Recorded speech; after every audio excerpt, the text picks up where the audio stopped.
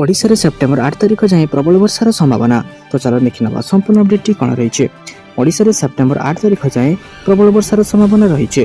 बिजुली घड़घड़ी सह प्रबल अति प्रबल वर्षा राज्य विभिन्न जिला को वार्निंग जारी करिछि भुवनेश्वर स्थित आंचलिक पाणीपाग विज्ञान केन्द्र। आसंता 24 घंटा मध्य बिजुली घड़घड़ी सह प्रबल वर्षा 14 जिला को येलो वार्निंग जारी कर जिलागुड़िक है सुंदरगढ़, केन्दुझर, मयूरभंज, बालेश्वर, भद्रक, जाजपुर, जगतसिंहपुर, केन्द्रापड़ा, कटक, पुरी, खर्दा, नयागढ़, गंजाम एवं गजपति।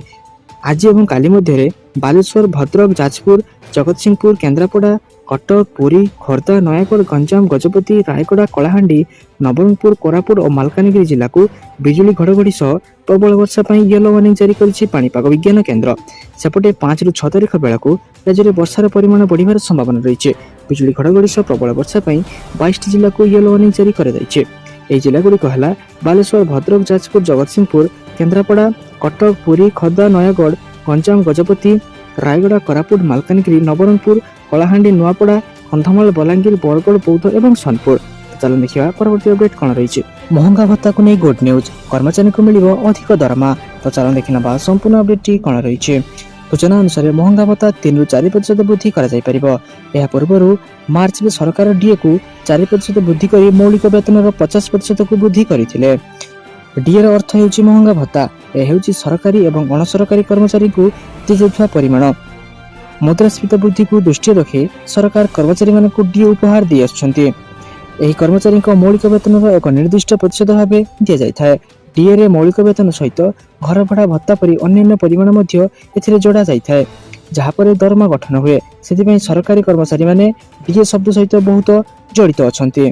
सेप्टेम्बर द्वितीय सप्ताह सरकार यह घोषणा करिपारंती बोली चर्चा हेउछि। सूचना अनुसार 3% वृद्धि निश्चित करा संभावना प्रकाश पाउछि जे एहाकू 4% पर्यंत वृद्धि करा जाय परिबो। मार्च विषय कहबाकू गले एही समय मध्य सरकार डीए को 4% वृद्धि करथिले। महंगा भत्ता और रिलीफ भत्ता वर्ष में 2 थर वृद्धि करा जाय थाए। तो चलो देखिए परवर्ती अपडेट कौन रही। चिंता बढ़ाइला डेंगू, महामारी भाव घोषणा कले राज्य सरकार। तो चलो देखि नबा संपूर्ण अपडेट कौन रही। डेंगू को महामारी रूप घोषणा करागला। राज्य महामारी रोग आईन 2020 अनुसार यह महामारी भाव घोषणा कर एवं नियम उल्लंघन कले सरकार कार्यानुष्ठान ग्रहण करेंगे चेतावनी देते।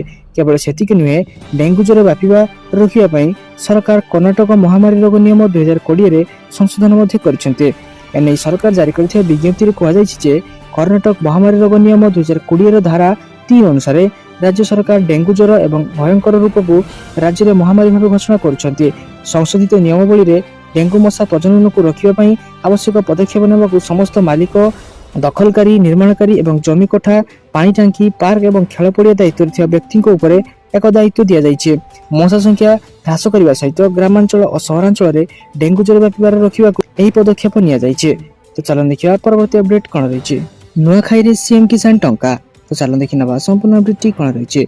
राज्य सरकार आरंभ कर सीएम किसान योजनार प्रथम किस्ती सेप्टेम्बर 8 तारिख नुआखाई अवसर में प्रदान कर एने कृषि और कृषक सशक्तिकरण विभाग दायित्व उपमुख्यमंत्री कनकवर्धन सिंहदेव समस्त जिलापाल आलोचना कर लोकसभा भवन सम्मिलनी कक्ष डिजिटल फसल सर्वेक्षण समीक्षा बैठक में उपमुख्यमंत्री एने समीक्षा कर जमापड़ी। यापर उपमुख्यमंत्री कहते ई चाष आप जरिया डिजिटल फसल सर्वेक्षण कर कृषकों फसल और चाष जमीर तथ्य सरकार पाखे पहुंची पारे। सर्वेक्षण सहित मास 30 तारिख पर्यंत चलो। सर्वेक्षण आधार में चाषी मैंने सीएम किसान तथा अनेक अन्य योजना अंतर्गत आर्थिक सुविधा पाइपर। यार प्रथम किस्ती सेप्टेम्बर 8 तारिख दिन नुआखाई दिन डीबीटी माध्यम प्रदान कर पीएम किसान रु बाद पड़ा समस्त योग्य चाषी यह द्वारा उपकृत हो पारे बोली उपमुख्यमंत्री श्री सिंहदेव कहते। योजना राज्य सरकार 2टी किस्ती 4000 टंका प्रदान करेंगे निष्पत्ति होइछे। तो चलो देखिए परवर्ती अपडेट कौन रही। केबे सरिबो सुभद्रा योजना पाई आवेदन, उपमुख्यमंत्री देले बड़ सूचना। तो चलो देखि नबा संपूर्ण अपडेट कौन रही। सुभद्रा योजना पाई सेप्टेम्बर 1 तारिख ठारू आवेदन आरंभ हो सारी। योजना लाभ पाइबा अंगनवाड़ी केन्द्र, ब्लॉक ऑफिस, मो सेवा केन्द्र और जनसेवा केन्द्र में देखा मिली असंभाली भिड़। आहारी मध्य सुभद्रा पोर्टाल उन्मोचन कर तेज लोक मैंने फर्म पूरण करते दाखल आरंभ होना जहां नहीं उपमुख्यमंत्री प्रभाती परिड़ा कहते 4 तारिख अर्थात आज संध्यार सुभद्रा योजनार फर्म दाखल आरंभ हो। सुभद्रा योजना फर्म पूरण पर ଫର୍ମ ସହିତ ଆବେଦନକାରୀଙ୍କୁ କେବଳ ଆଧାର କାର୍ଡର ନକଲ ଦାଖଲ କରିବାକୁ ହେବ। ମୋ ସେବା କେନ୍ଦ୍ର, ଜନସେବା କେନ୍ଦ୍ର ଓ ଜିଲ୍ଲାପାଳଙ୍କ ଦ୍ୱାରା ନିରୂପିତ ସ୍ଥାନ ଓ କାର୍ଯ୍ୟାଳୟରେ ଫର୍ମ ଦାଖଲ କରାଯିବ। ଅନ୍ୟପଟେ ଏହି ଯୋଜନାର ଲାଭ ପାଇବା ପାଇଁ ଲୋକମାନେ ଭିଡ଼ ଜମାଉଥିବା ବେଳେ କିଛି ଲୋକ ଆବେଦନ ଶେଷ ହୋଇଯିବ ବୋଲି କହି ଅଧିକ ଭୟଭୀତ କରୁଥିବାର ନଜର ଆସିଛି, ଯାହାକୁ ନେଇ ଉପମୁଖ୍ୟମନ୍ତ୍ରୀ ପ୍ରଭାତୀ ପରିଡ଼ା କହିଛନ୍ତି ଯେ ପର୍ଯ୍ୟନ୍ତ ଶେଷ ହିତାଧିକାରୀ ପଇସା ପାଇନାହାନ୍ତି ସେ ପର୍ଯ୍ୟନ୍ତ ଆବେଦନ ପ୍ରକ୍ରିୟା ଚାଲୁ ରହିବ। ଏନେଇ ଲୋକ ଚିନ୍ତିତ ହୁଅନ୍ତୁ ନାହିଁ। ସେପଟେ ସୁଭଦ୍ରା ଯୋଜନାର ୱେବସାଇଟ୍ ଜାମ୍ ହେବାକୁ ନେଇ ପ୍ରତିକ୍ରିୟା ରଖି ଉପମୁଖ୍ୟମନ୍ତ୍ରୀ କହିଛନ୍ତି ଏହି ଯୋଜନା ଏତେ ହାଇଲାଇଟ୍ ହେଉଛି ଯେଉଁଥିପାଇଁ ପୋର୍ଟାଲଟି ଜାମ୍ ହୋଇଯାଉଛି। सोमवार उन्मोचित होइथिबा वेब पोर्टाल www.subhadra.odisha.gov.in रे यार समस्त तथ्य उपलब्ध रही। तो जो मैंने यार संपूर्ण तथ्य जानवा चाहते से वेबसाइट को विजिट करी यार संपूर्ण तथ्य जानीपर। तो चलो देखा परवर्ती अपडेट कौन रही। खाता को आसो पीएम किसान टंका बास करनियंतु एही छोटिया काम नचेत आपको 18तम किस्ती मिली न पारे। तो चलो देखा संपूर्ण अपडेट कौन रही। तेरे प्रधानमंत्री किसान सम्मान निधि योजना 18तम किस्ती को देशर कोटी कोटी चाषी अपेक्षा कर रही। केबे मिलिबो 18तम किस्ती टंका याकु नै बड़ अपडेट सामना को आसीचे। चाषी को परवर्ती किस्ती केबे मिलिबो से नै बड़ खबर सामना को आसीचे। जातीय गणमाध्यम रिपोर्ट अनुसार सेप्टेम्बर किंबा अक्टोबर मासरे चाषी अकाउंट को टंका आसी पारे। किसी रिपोर्ट अनुसार आगामी किस्ती नवेम्बर मासरे मध्ये आसी पारे। तेबे वर्तमान सुधा केंद्र सरकार पक्षरु आधिकारिक भावे से भली कोनोसी घोषणा कर जाई नाही। तेबे आसंदा अक्टोबर मासरे पीएम किसान सम्मान निधि योजनार परवर्ती किस्ती आसीबार यथेष्ट संभावना रहुचे। किसी गणमाध्यम रिपोर्ट अनुसार मे मास शेष सप्ताह चाषी अकाउंट को पीएम किसान योजनार टंका मिलुवा 2000 टंका आसीबो, किंतु एने सरकारी स्तर में कोनोसी घोषणा करा जाई नाही। किंतु सबठारे बड़ कथा हेउची जे हिताधिकारी माने ई-केवाईसी पर्यंत करिनांती सेमाने तुरंत यह कराई नियंतु, नचेत आगामी किस्ती टंका आउ अकाउंट को आसी न पारे। तो चलो देखिबा परवर्ती अपडेट कोन रही। एनटीपीसी रो 11588 पद पई नोटिस जारी, जानंतु दरमा केते रहिबो। तो चलो देखिनबा संपूर्ण अपडेट कोन रही। आरबीआई एनटीपीसी नियुक्ति माध्यम ग्रेजुएट और अंडर ग्रेजुएट पदवी पदवी जारी कर स्नातक वर्ग में समुदाय 8113 पदवी पूरण हो। स्नातकोत्तर वर्ग में समुदाय 3445 पदवी पूरण हो।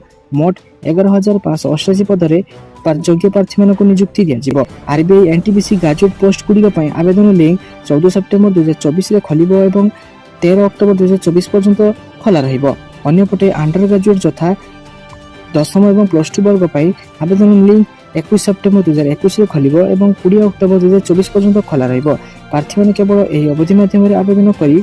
आरबीआई एनटीपीसी ग्रेजुएट पदवी आवेदन करने प्रार्थी एक स्वीकृतिप्राप्त विश्वविद्यालय स्नातक डिग्री हासिल करथिबा आवश्यक।